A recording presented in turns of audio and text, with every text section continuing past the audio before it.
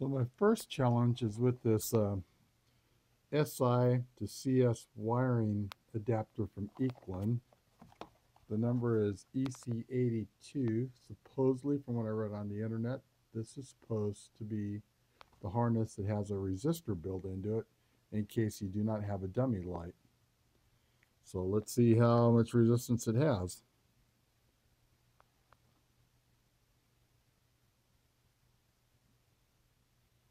The internet says you're supposed to have about 50 ohms of resistance, and yeah, it has a teeny bit, but it ain't no 50 ohms. Let's compare this to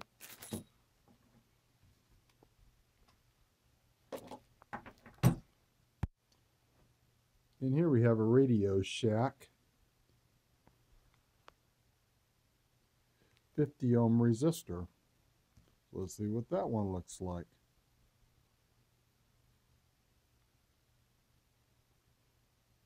Yep, 50 ohms.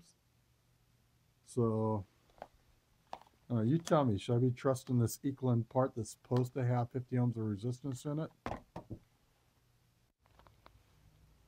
Okay, so here's a new program. Went back to pick apart. It's got another CS130 alternator that appeared to be in pretty good shape. But this time I also made sure I got the battery to alternator lead, which is much thicker. You know, it looks like about a 6-gauge wire.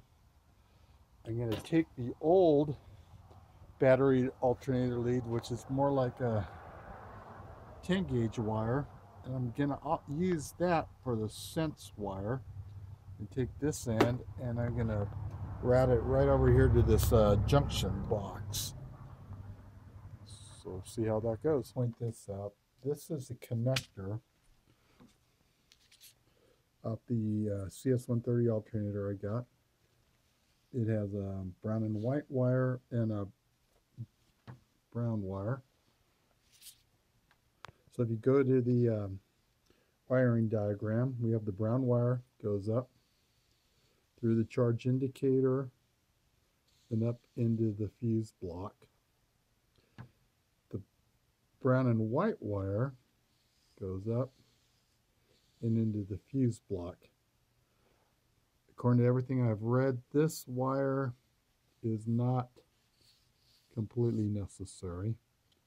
And then this is the wire going from the battery to the lug on the back of the alternator. So I'm going to end up leaving this one out. So I just started it up and fortunately had 14.4 volts. So this is just to wrap up before I do the rest of it. What we did here, have the Napa harness. It goes into a 50-meter resistor from Radio Shack. That's this one here is the sensing wire. I hooked the sensing wire right up here, and then this one here is the brown wire, and looks like it's working. So I'm going to tape those wires up, and this part of the serpentine belt conversion is complete.